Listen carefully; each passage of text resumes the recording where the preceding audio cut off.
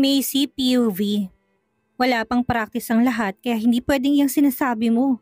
May ibang mga palaro pero duda ako kung pwede ba yon sa lahat since may mga kasama tayong minor de edad.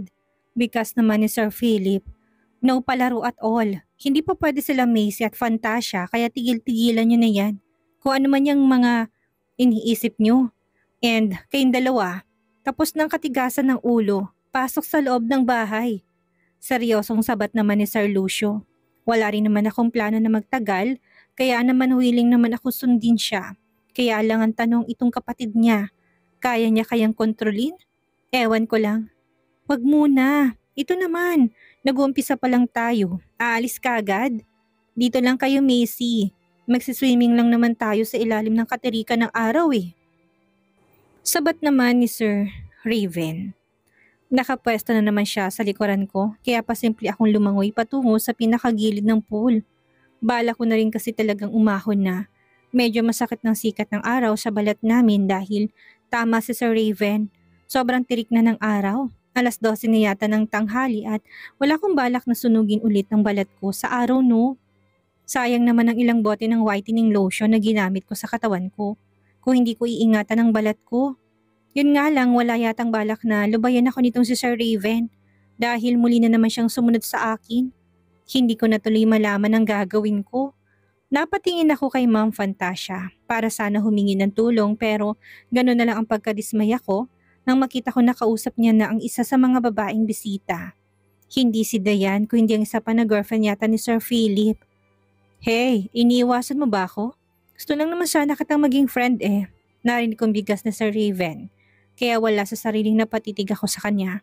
Hindi ko alam kung nagpapakit ba siya or sadyang cute lang talaga siya sa paningin ko. Dahil todo kasi ang ngiti niya eh. Hindi ko tuloy mapigilan na humanga nang tumambad sa paningin ko ang maputi at pantay-pantay niyang ngipin. Ilang taon ka na nga ulit Macy? Super friendly ang paraan ng kanyang pagkakangiti kaya naman hindi ko na rin mapigilan ang mapangiti na rin. Nakakahiya naman kung sisimangutan ko gayong super friend niya naman sa akin. Katulad ni Mang Fantasia, pwede ko rin naman sigurong maging kaibigan nitong si Sir Raven. Kung sa kabaitan mukhang mabait naman talaga siya. 17 po, Kimi kong bigas. Malakas na ang loob ko na makipag-usap sa iba kapag nasa tabi ko si Mang Fantasia. At ngayon nag-iisa lang akong kausap itong si Sir Raven, kailangan ko na talagang sigurong labanan ng hiya ko. Kailangan ko na sigurong magkaroon ng confidence sa sarili ko na makipag-usap sa iba. Malaki na nabago sa physical kong itsura at dapat na siguro na pati ugali ko na pagiging mahiyain ay pwede ko na ring baguhin. So next year, 18 ka na? Nakangiting tanong niya sa akin. Wala sa sariling napatango ako. Pero matagal pa po yun sir, nahiya akong bigkas. I know, pero willing naman ako maghintay. Saka bakit sir pa rin ang tawag mo sa akin? Hindi mo naman ako amo para tawagin sir ha? Much better na tawagin mo ko sa pangalan ko. I am Raven. Nakangiting bigkas ni sabay lahat niya ng kanyang kamay. Puno ng pagtatakang napatitig ako sa kamay niya dahil sa naalala ko nag-shake hands na kami kanina. Shake hands ulit ngayon?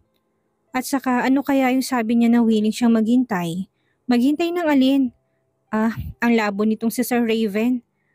Sir, Raven, hindi po ba nag-shake hands na tayo kanina? Alam niyo na po yung pangalan ko, kaya hindi na po siguro kailangan na mag-shake hands ulit. Pilit ng ngiting sagot ko sa kanya. Para formal, saka kanina feeling ko napipilitan ka lang eh. Sige na, kapag hindi mo tatanggapin ang kusang pakikipagkamay ko ngayon, iisipin ko talaga na suplada ka. Sasamang loob ko at magmumukmuk ako nito mamaya pag uwi sa penthouse ko. Seryoso niyang bigkas. Kagad namang namilog ang mga mata ko sa sinabi niya. Hindi ako makapaniwalang napatitig sa kanya. Talaga lang ha, ang galing pala niyang mangonsensya. Kaya naman, kesa magkatotoong mga sinabi niya, wala akong choice kundi ang tanggapin na sanang pakikipagkamay niya. Kaya lang mula sa kung saan nagulat naman ako nang may biglang humawak sa bewang ko tinila ko palayo kay Sir Raven. Bro, ikaw talaga, istorbo eh. Narinig kong bigkas na Sir Raven kaya wala sa sariling napalingon ako at gano'n na lang ang gulat ko nang tumambad sa paningin ko ang seryosong mukha ni Sir Lucio. Siya lang naman ang humila sa akin palayo kay Sir Raven. What have you done, young lady? Hindi mo ba alam na sa edad mong yan, bawal ka pa makipag-usap sa lalaki? Narinig ko seryoso niyang bigkas.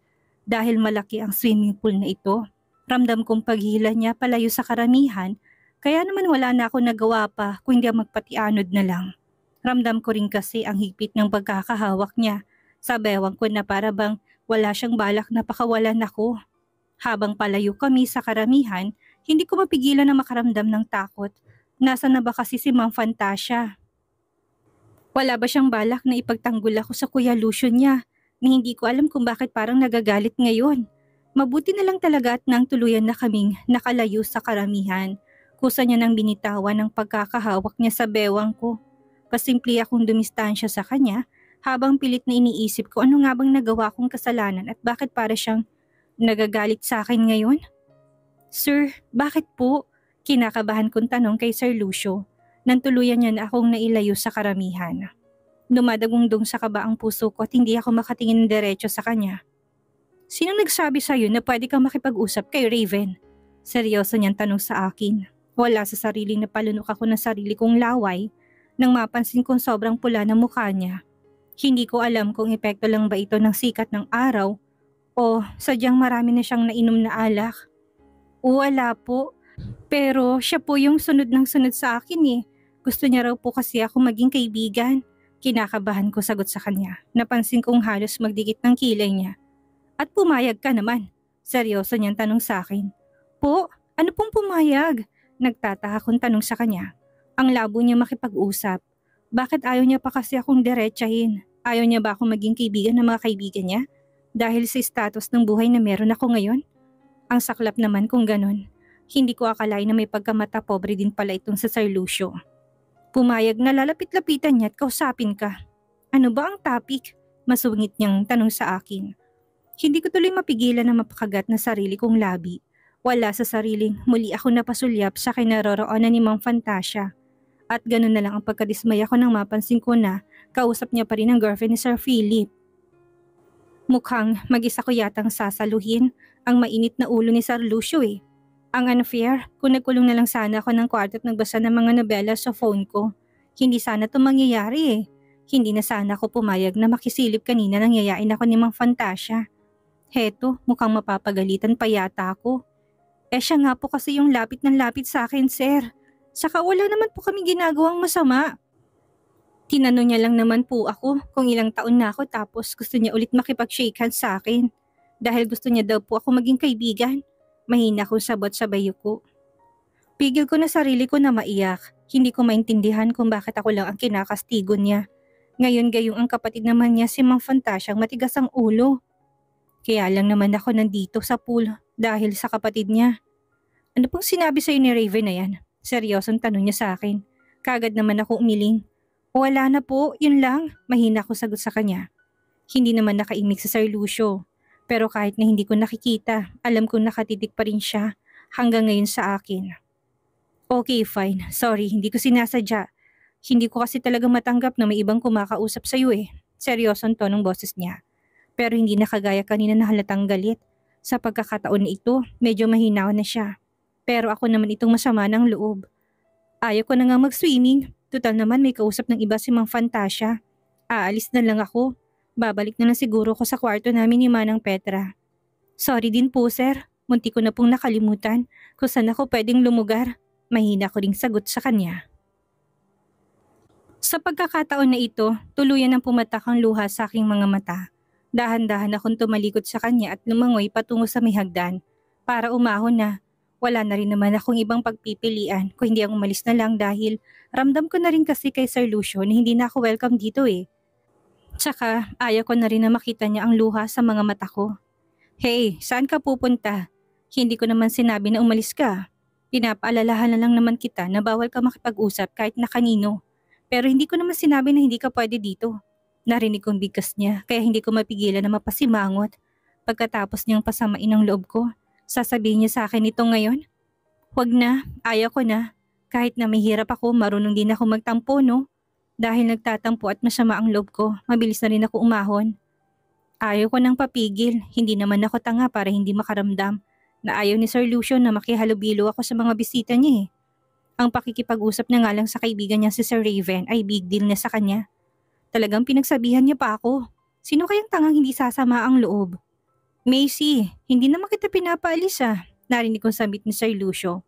Kaya pigil ko sarili ko na mapaismid. Sasabihin niya sa akin ang tungkol sa bagay na yan ngayon pagkatapos niyang pasamain ang loob ko.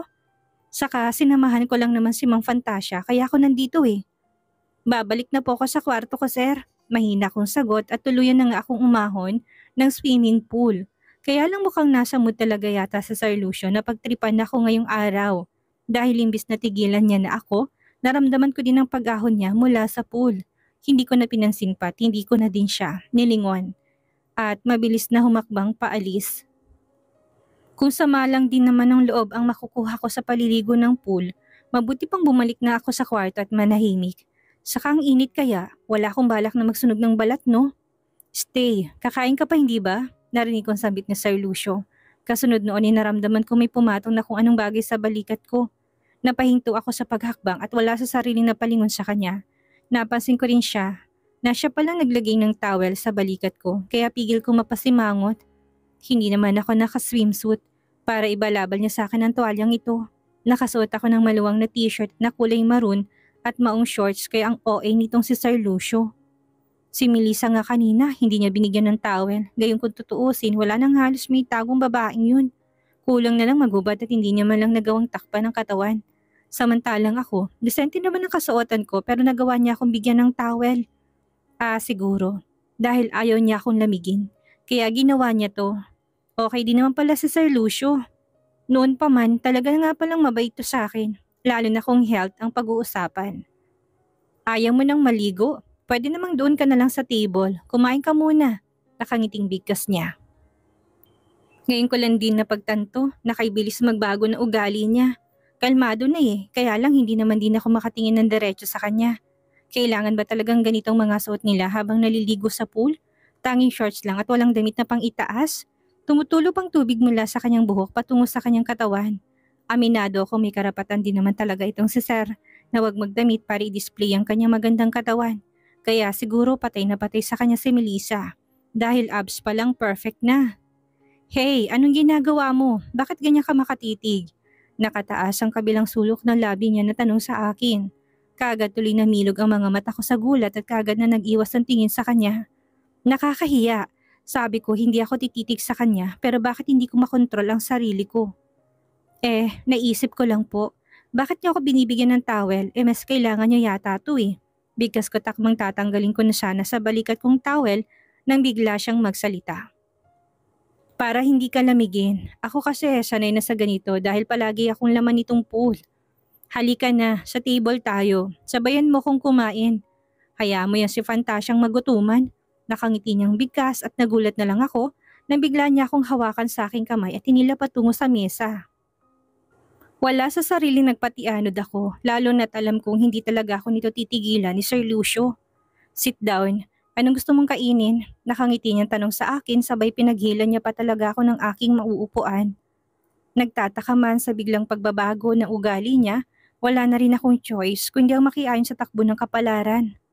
Sir, ako na pong bahala dito. Balik na po kayo sa mga kaibigan niyo. Imbis na sagutin ang tanong niya sa akin, ibang katagang lumabas sa bibig ko. Parang walang narinig na kumuha siya ng malinis na pinggan at walang sabi-sabing nilagyan ng pagkain.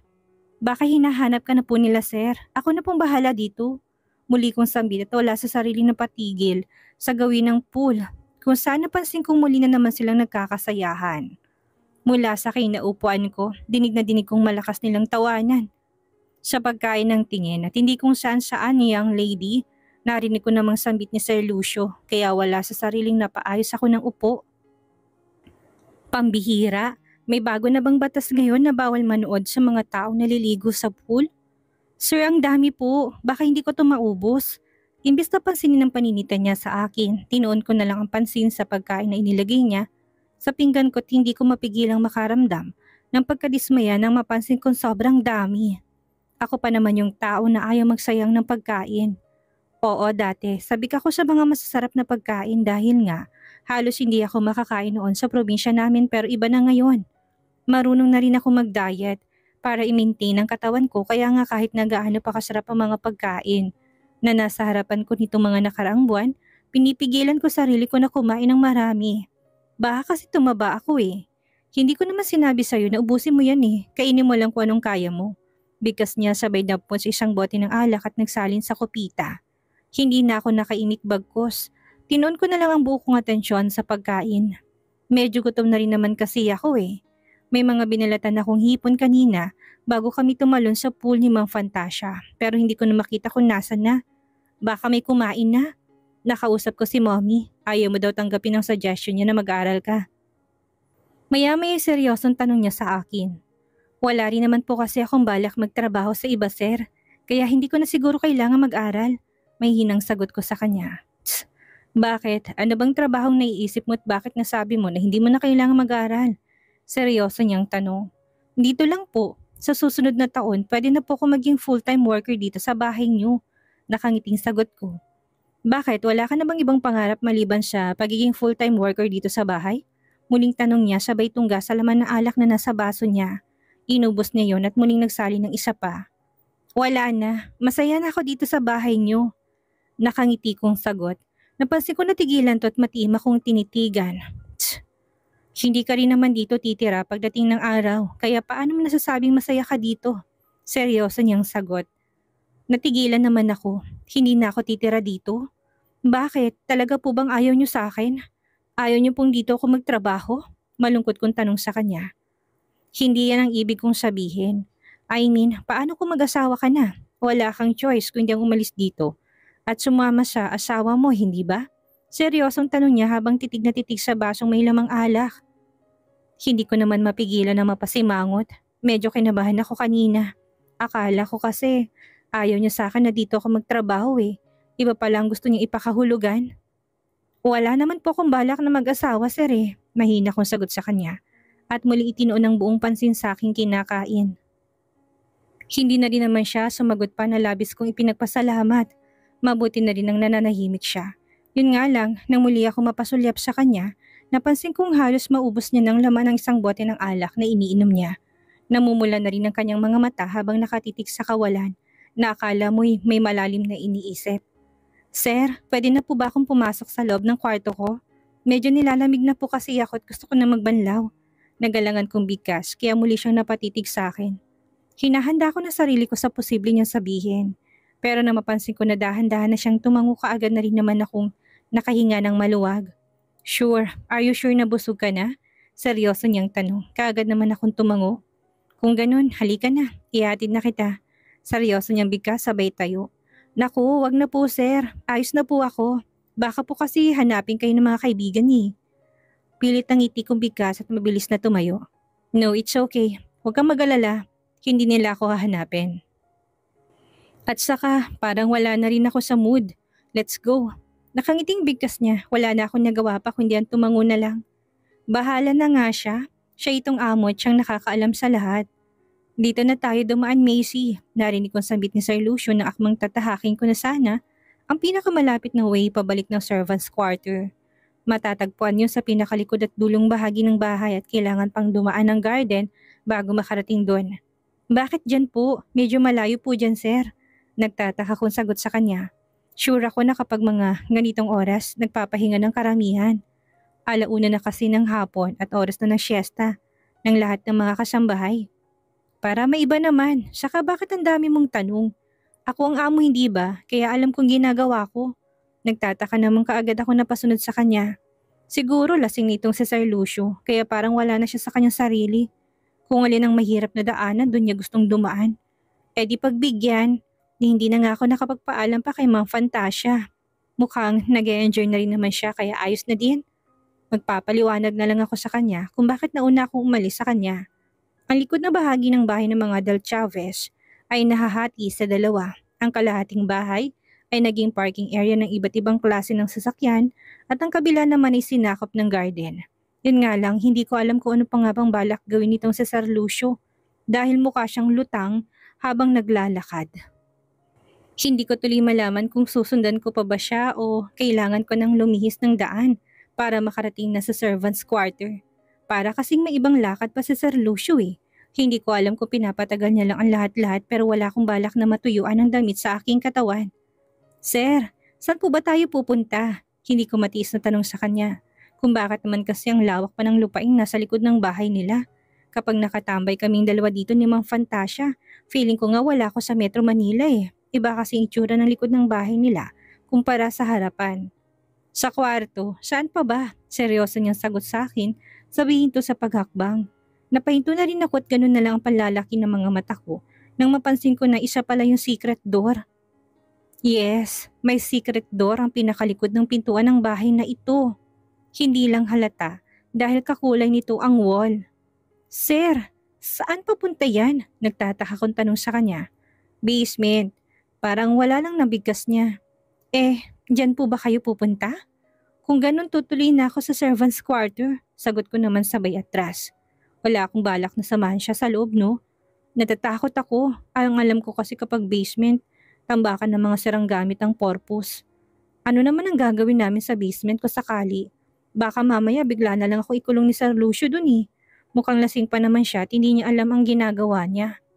Come on, huwag kang killjoy. Samahan mo na muna ako pagkatapos. Ihatid din kita sa kwarto mo. Seryoso niyang bigkas at lalo niya pang niluwagan ng pagkakabukas ng pintuan. Nagdadalawang isip naman akong naglakad papasok. Pagkapasok ko, nagulat pa nga ako nang bigla niyang isinarang pintuan kasabay ng pagbaha ng liwanag sa buong paligid. Ito yung secret hideout ko. Actually, ako na lang pwedeng maglabas-pasok dito. Dahil pinamana na ito ni Daddy sa akin, bigas niya. Hindi ako nakaimik, pasimple kong nilibot ang tingin sa paligid.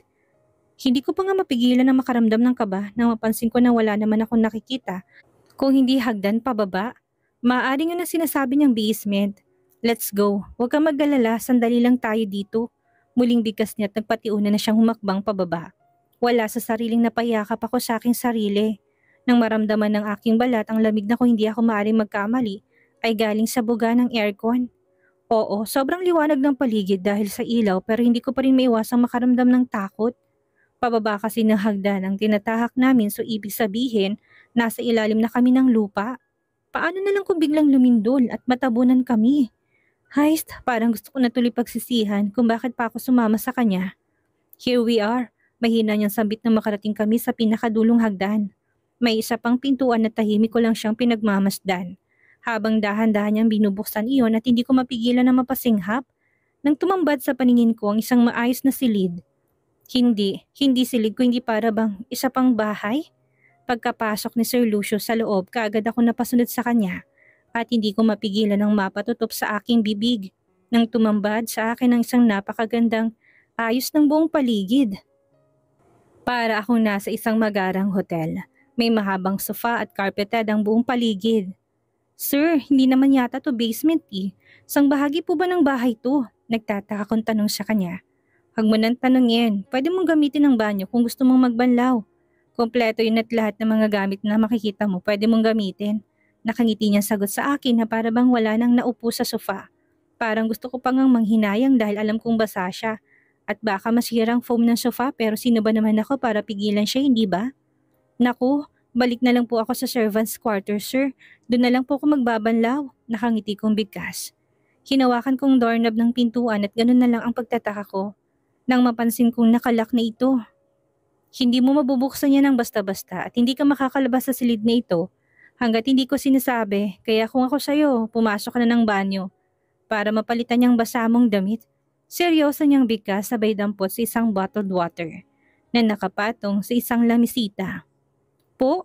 Bakit po? Balak niyo po ba akong ikulong, sir? Gulat kong bigkas. Nope, wala akong balak na ikulong ka sa lugar na to.